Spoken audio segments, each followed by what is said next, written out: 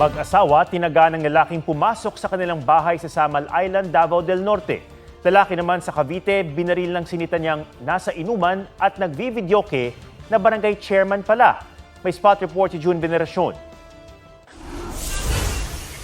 Kita sa videong ito ang pagtatalo na nauwi sa biglang pamamaril sa barangay Sampaloc 1, Dasmariñas, Cavite noong Biyernes.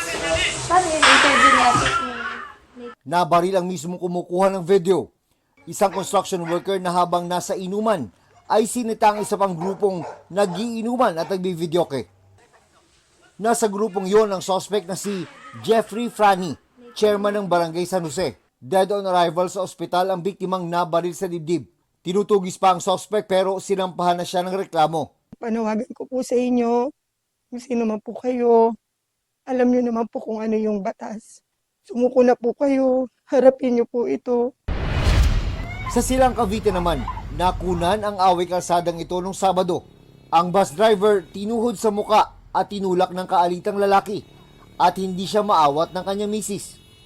Batay sa investigasyon ng PNP, ang misis ang nagmamaneho ng pickup truck na nabangga sa likod ang bus. Nung masagi po nung driver na babae, nasagi niya yung bus at nung tumabi yung bus, bumaba po yung driver at minura niya at nag-react po yung kanyang asawa. Kaya po nag-init ang kanyang ulo po. Ayon sa pulisya, nagkaareglo na ang dalawang panig at di na maghahabla ang bus driver. Pero pinahaharap pa rin ng LTO ang lalaking nambugbog para magpaliwanag kung bakit di siya dapat kasuhan. Lumalabas ding ang lalaki ang registered owner ng pickup, kaya sinuspindi ng 70 araw ang kanyang lisensya. Sa Samal Island, Davao del Norte, pinagtataga ng isang lalaki ang mag-asawa sa pinasok niyang bahay. Arestado ang suspect na batay sa investigasyon ay tauhan ng Task Force Samal na nakadistino sa patrol base na katapat lang ng inuupahang bahay ng mga biktima.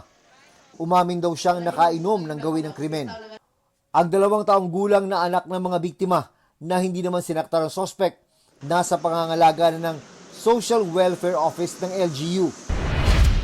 Sugatan sa pamamaril sa Ginubatan, Albay ang isang local radio broadcaster. Dinala sa ospital sa Legazpi City ang biktimang si Noel Samar na ayon sa pulisya ay nagtamo ng 4 na tama ng bala. Tinutukoy pa ang pagkakilala ng suspect at ang motibo sa pamamaril. Kinundina ng Presidential Task Force for Media Security at National Press Club ang panibagong insidente ng pag-atake sa alagad ng media. June Veneracion, nagbabalita para sa GMA Integrated News.